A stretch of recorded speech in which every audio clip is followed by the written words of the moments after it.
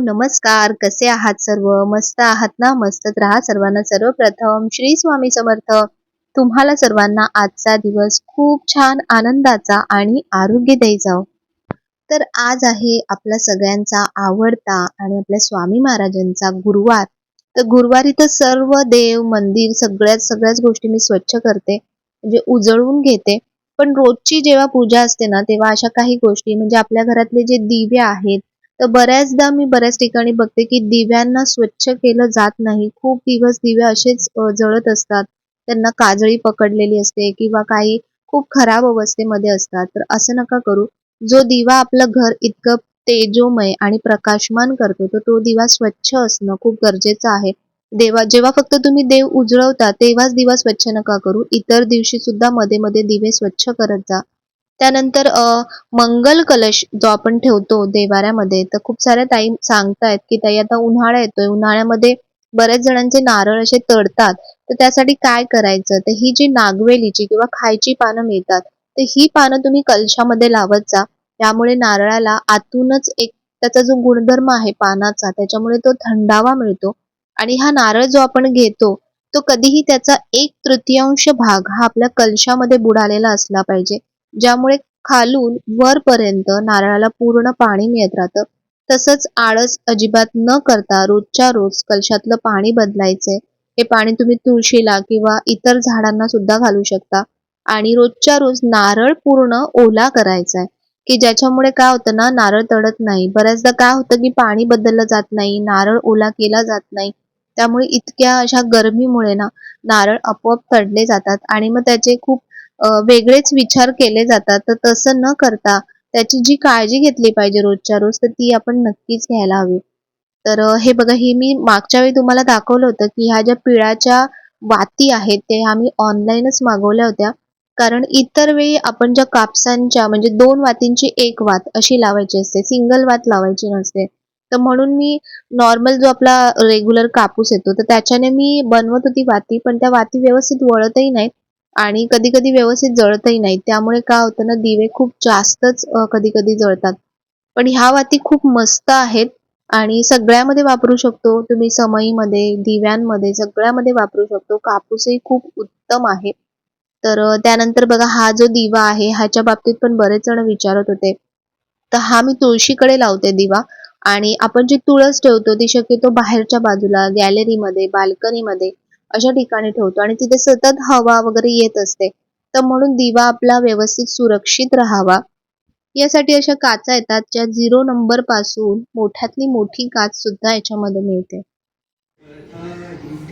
तुझे लेकरू ही अहंता मनाला, तुझे लेकरू ही अहंता मनाला, समर्था तुझ्या वीर प्रार्थू कुणाला. हे पण गाणं माझं खूप मनाला म्हणजे भिडून जातं, की जे मला स्वामींना म्हणायचंय ते ह्याच्यामध्ये संपूर्ण म्हटलं गेलंय.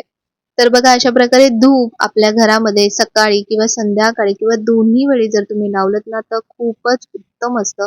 आपल्या डोक्यातले आणि घरातले सगळे जे पण निगेटिव्ह विचार असतात, ते याच्याने सर्व बाहेर निघतात आणि घरामध्ये छान पॉझिटिव्हिटी येते. तर आजची गुरुवारची बघा, ही देवांना असं छान उजळवलंय संपूर्ण. जे पण मंदिरातली एकूण एक गोष्ट अशी छान स्वच्छ केलेली आहे आणि आपले महाराज बघा कसे दिसतायत छान. स्वामी समर्थ, जय जय स्वामी समर्थ, स्वामी समर्थ, जय जय स्वामी समर्थ, महाराज श्री स्वामी समर्थ, जय जय स्वामी समर्थ, श्री स्वामी समर्थ, जय जय स्वामी समर्थ, महाराज श्री स्वामी समर्थ, जय जय स्वामी समर्थ, श्री स्वामी समर्थ, जय जय स्वामी समर्थ.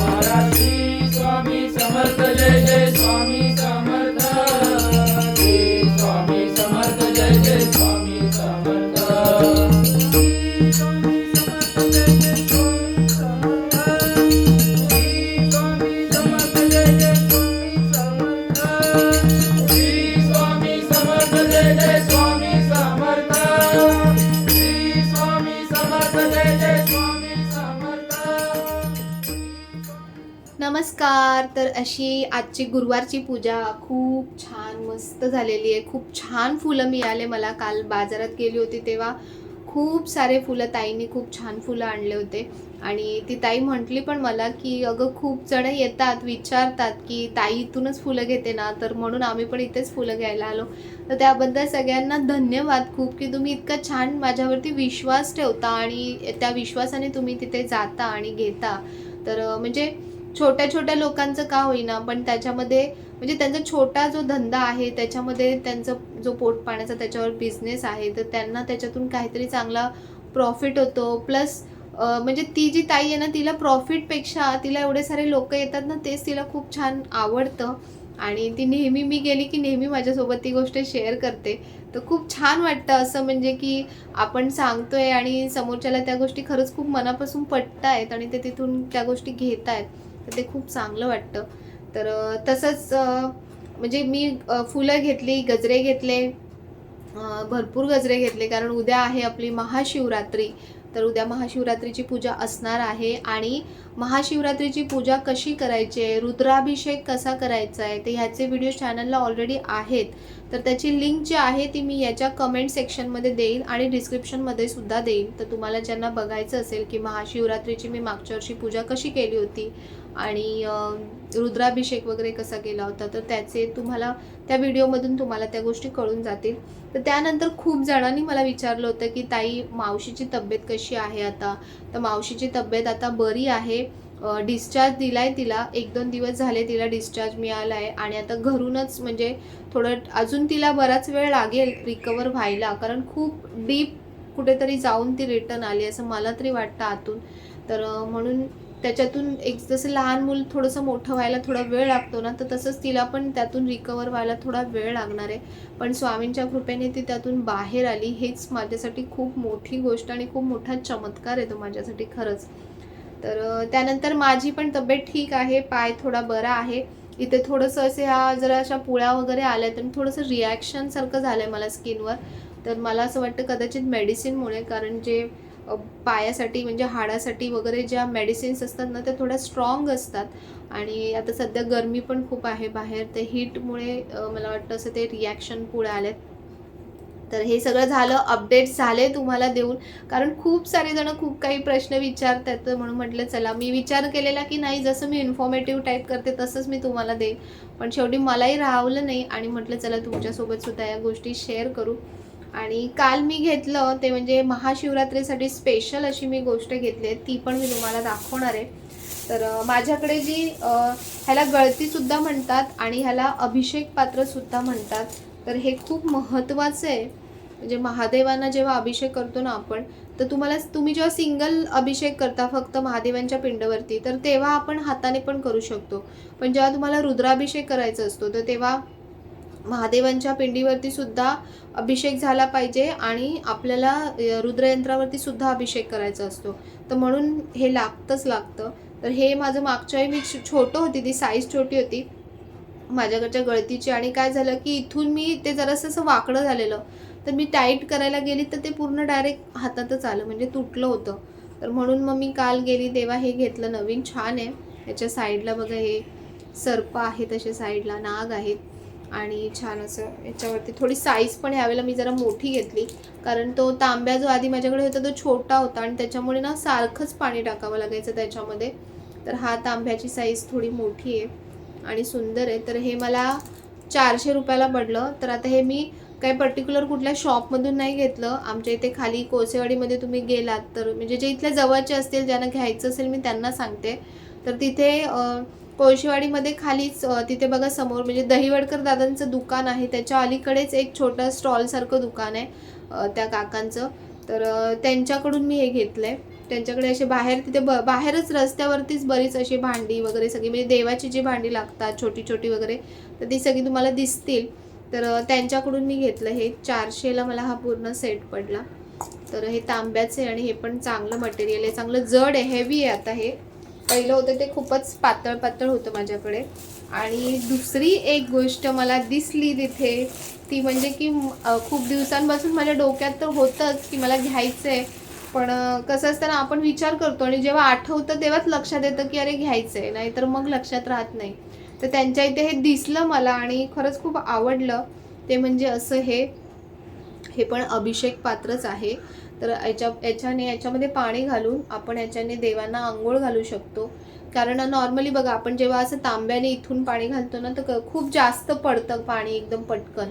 तर त्याच्यामुळे तसं न करता अशा प्रकारचं हे अभिषेक पात्र आहे आणि हे ह्याचं आहे, कास्याचं आहे. पितळेचं नाही आहे, हे कास्याचं भांडं आहे. तर खूप छान मिळालं आणि हे पण मला ₹400 ला दिलं त्यांनी. त्यांनी सांगताना प्राईस खूप जास्त सांगितलेली, पण त्यांनी मला 400लाच दिलं. दोन्ही घेतल्या मी वस्तू म्हणून त्यांनी मला हे 400ला दिलं आणि खूप छान भेटलं मला. बघा तुम्ही याच्यावरती डिझाईन पण आहे अशी थोडी सुंदर आहे डिझाईन आणि याचा शेप पण किती छान आहे. आणि भरपूर पाणी राहिलं याच्यामध्ये, म्हणजे देवांना अंघोळ घालताना खूप छान आहे, मस्त. मला असं काय काय देवांसाठी खरंच असं वेगवेगळं काय काय भेटतं ना, माझी बरोबर तिथे नजर गेली. मी त्यांना सांगतच होती की काका मला असं हवं आहे की ज्याला पुढे अशी नळी असते आणि ते म्हणजे ते हिंदी आहेत, तर त्यांना समजलं नाही की मला काय पाहिजे. तर म्हणून मग मी त्यांना सांगत होते. तेवढ्यात समोरच माझी नजर गेली ती ह्याच्यावर. त्यांना म्हटलं मला हेच पाहिजे. तर खूप छान भेटलं, हे मस्त आहे. ते पण 400ला आहे. आणि इवन आपण समजा याच्यामध्ये जे आपण अभिषेक करतो, तर ते अभिषेकाचं पाणीसुद्धा नंतर समजा याच्यामध्ये आपण ओतून ठेवलं आणि तुम्ही प्रसादसाठी म्हणून पिण्यासाठी पण कोणाला असं देताना पण हे खूप छान आहे. तर असंही देऊ शकतात. तर हे बघा, हे असं भांडं आहे. हे आवडलं मला खूप आणि माझी ही अशी खरेदी झाली महाशिवरात्रीची. तर अशी खरेदी माझी नेहमीच चालू असते आणि मला असं त्यात काहीच वाटत नाही की देवांसाठी काही ना काही त्यांच्यासाठी आपण घेतलं ना, तर ते आपल्याला सगळ्या गोष्टी न मागता देतात. त्याच्यामुळे दुसरं काही मागण्याची गरजच लागत नाही. आणि मागे अशी एक म्हणजे आता रिसेंटली अशी कमेंट आलेली की तू सारखं काही नाही खरेदी करत असते, सारखं काही ना काही घेत असते. पण मला एक गोष्ट सांगा की जोपर्यंत आम्ही काही गोष्टी घेणार नाही किंवा नवीन काही गोष्टी करणार नाही, तोपर्यंत तुम्हाला कसं त्याचे रिव्ह्यूज कसे देणार किंवा तुम्हाला कसं कळेल? आता जेवढ्या पण वस्तू मी घेते, मी तुम्हाला दाखवते, त्याचे दुकानं मी तुम्हाला दाखवते. त्याच्यामुळे तुम्हाला ईझी पडतं की 10 ठिकाणी शोधण्यापेक्षा जर ती वस्तू मी घेतली आहे, मी त्याचा एक्सपिरियन्स केला की ती गोष्ट कशी आहे, काय प्राईज वाईज बरी आहे का, वापरण्याला बरी आहे का, हे जेव्हा रिव्ह्यूज तुम्हाला मिळतात, तर त्याच्यामुळे तुम्हाला आयडिया येते की हां, इथे ही गोष्ट मिळते आणि छान मिळते. बघा, वस्तू सगळीकडेच मिळतात, कुठे नाही मिळत असं नसतं. पण प्रत्येक ठिकाणी त्याची क्वालिटी वेगळी असू शकते, त्याची प्राईस वेगळी असू शकते आणि इवन त्याचा वापरसुद्धा वेगळा असू शकतो. तर म्हणून जर आम्ही घेतलं नाही, आता मी हे जे घेते हे काही मला फुकट मिळत नाही आहे किंवा हे काय मला प्रमोशनसाठी आलेलं नाही आहे. ह्याच्यामध्ये मी माझे स्वतःचे पैसे घालून मी या वस्तू खरेदी करते. तर म्हणून मी ती ताईंनासुद्धा तेव्हा तसाच रिप्लायसुद्धा केला होता, की ताई तुम्ही म्हणताय ती गोष्ट मला पण म्हणजे कळते, पण तुम्ही पण एक विचार करा ना, की जर घेतलंच नाही काही आणि रोज मी तुम्हाला रोजचं रुटीनच काय दाखवू, की मी रोज झाडू मारते, लादी पुसते, कपडे धुते, भांडी घासते. हे तुम्हीही तुमच्या घरी रोजच करता. जेवणाच्या काही गोष्टी असतात, की ज्या प्रत्येकाच्या करण्याच्या पद्धती किंवा काही वेगवेगळं असतं. तर ते आपण शेअर केलं. इन्स्टंट माझ्या बऱ्याचशा रेसिपीज ज्या असतात त्या इन्स्टंट असतात पटकन. तर त्या मला चांगल्या वाटतात, की त्या तुम्हाला कुठेतरी उपयोगी पडतील.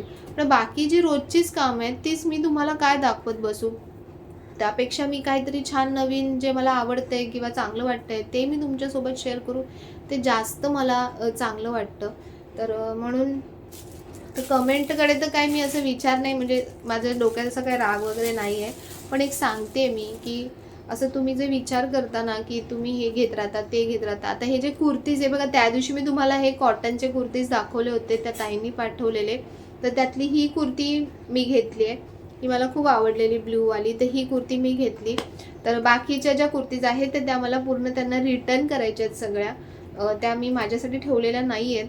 तर त्याच्यामध्ये सुद्धा माझा हेतू हाच होता, की चांगली वस्तू आहे बघा, धुतल्यानंतर कपडा अजिबात त्याचा श्रिंक झालेला नाही आहे. कॉटनची कुर्ती आहे, पण किती परफेक्ट आहे. ह्याला ना मी इस्त्री केली आहे, की काही केलेलं नाही आहे, तरी बघा किती व्यवस्थित बसले. आणि म्हणूनच मला चांगलं वाटलं, म्हणून मी ते तुमच्यासोबत शेअर करते. कारण खरंच त्यांच्याकडे कुर्तीज खूप चांगल्या आहेत कॉटनच्या. दुकानामध्ये तुम्हाला या रेट्सने अजिबात मिळणार नाहीत आणि म्हणूनच मी त्या तुम्हाला रेकमेंड केल्या, की तुम्ही नक्की बघा, तुम्हाला आवडत असतील तर. आणि खूप सारा स्टॉक आहे अवेलेबल त्यांच्याकडे. खूप साऱ्या व्हरायटी अवेलेबल आहेत, मटेरियल वेगवेगळे आहेत. तर ताईंनी पण मला एक गोष्ट सांगायला सांगितली की उद्या 8 मार्चसुद्धा आहे, म्हणजे जागतिक महिला दिन उद्या आहे, वुमन्स डे आहे उद्या. तर पण उद्या आपली महाशिवरात्रीसुद्धा आहे, तर उद्या सगळ्यांचे उपवास असतील, परत सगळे पूजेमध्ये वगैरे बिझी असतील. तर म्हणून ताईंनी मला सांगितलं की उद्याच्या दिवसापर्यंत जे पण म्हणजे काही ऑर्डर्स देतील ताईंना, ऑर्डर्स ज्या येतील, तर त्याच्यामध्ये त्या वुमन्स डे स्पेशल एक गिफ्टसुद्धा देणार आहेत. तर त्या मला म्हणाल्या होत्या की सिल्कच्या दुसऱ्या ज्या कुर्तीज आहेत त्याचा तू व्हिडिओ जेव्हा करशील तर तेव्हा सगळ्यांना सांग. पण आता माहीत नाही की तो व्हिडिओ कधी होईल, कारण आजचा तर आपला पूजेचा आणि ह्या माहितीचा झाला. त्यानंतर उद्या आपला पूजेचा असेल, महाशिवरात्रीचा. तर म्हणून मी ताईंना म्हटलं की मी नॉर्मल व्हिडिओमध्येच सांगेन. तर ज्यांना पण कोणाला ऑर्डर करायच्या असतील तर आता रिसेंटचाच व्हिडिओ झालेला आहे परवाचा, त्याच्यामध्ये मी दाखवल्यात कुर्तीज. तर तुम्ही त्याच्या डिस्क्रिप्शनमध्ये नंबरसुद्धा दिलेला आहे ताईंचा, लास्या फिनेरी म्हणून. तिथे कॉल करून तुम्ही कुर्तीज ऑर्डर करू शकता. तर जे उद्यापर्यंत जे ऑर्डर करतील तर त्यांना छान छान असे गिफ्ट्स आहेत वुमन्स डे स्पेशल. तर चला, तर उद्याची तयारी सुरू आहे महाशिवरात्रीची सर्व. आणखीन एक महत्त्वाची गोष्ट जी सांगायची आहे ती म्हणजे की आज संध्याकाळी, आज आहे आपला स्वामी महाराजांचा गुरुवार. तर जसं आपण ठरवलंय की प्रत्येक गुरुवारी आपण स्वामींची आरती आणि नामस्मरण हे सामुदायिक करायचे. कारण सामुदायिक म्हणजे एकीचं बळ जे आपण म्हणतो, की एकटं करणं आणि सगळ्यांसोबत करणं ह्यात खूप फरक पडतो आणि खूप सारी एनर्जी क्रिएट होते.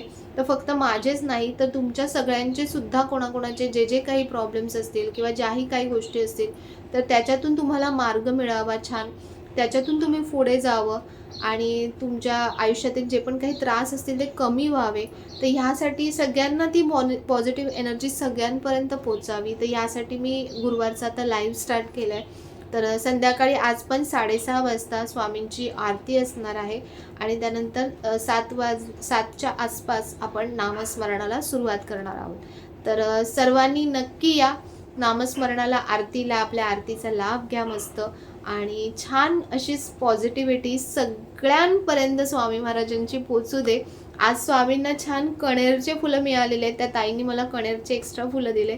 तर स्वामींना आज कणेरचे फुलं केलेत आणि म्हणून मी तशीच रांगोळीसुद्धा त्या फुलांच्या रंगाचीच टाकली आहे की जी खूप खुलून दिसते आणि खूप सुंदर दिसते आणि खूप छान दिसत आहेत. स्वामी आज खूप मस्त दिसत आहेत. तर चला, सर्वांना जर व्हिडिओ आवडला असेल तर व्हिडिओला नेहमीप्रमाणे लाईक करा, शेअर करा, सबस्क्राईब करा. पुन्हा भेटूया आपण नवीन व्हिडिओमध्ये. तोपर्यंत सर्वांना बाय आणि सर्वांना श्री स्वामी समर्थ.